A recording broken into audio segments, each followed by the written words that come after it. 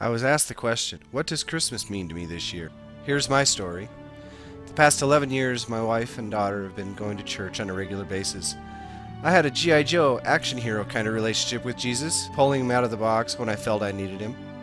Over the years, my wife and daughter have continued to grow in their love for Jesus. My excuse to my family? That the outdoors is my church. My passion for rafting in the outdoors was incredible.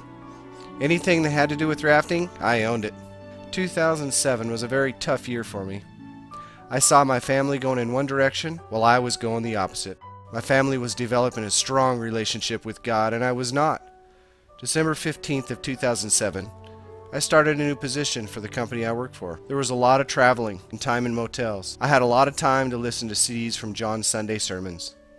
Over the next 15 days, I put on 2,500 miles and listened to talks from Focus on the Family and many others. On January 1st, 2008, I was having lunch with my boss when a friend of his sat down with us. They started speaking about the gospel and church. I listened intently. After lunch, I started my trip back home. I felt very alone. I finally realized that it was God that was in control, and it was time to listen. June came and rafting season started. After my last rafting trip, I realized it was time to establish some healthy boundaries in my outdoor activities. That would come at a cost. I called a few friends of mine and told them all my gear is for sale. After the sale of all my gear, I remember walking into the kitchen, my wife giving me a big hug, and all I could do was cry. It was like a weight had been lifted off me and a sense of peace came over me. I was baptized in October for the first time.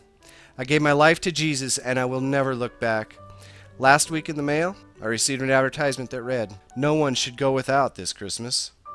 I immediately thought of the worldview of Christmas. I felt like sending it back and rewriting it to read, "No one should go without Jesus this Christmas." Gifts? I don't need any. I was already given the greatest gift of all. Jesus saved me. And to my wife, honey, thank you for never giving up on me. I made it to church today.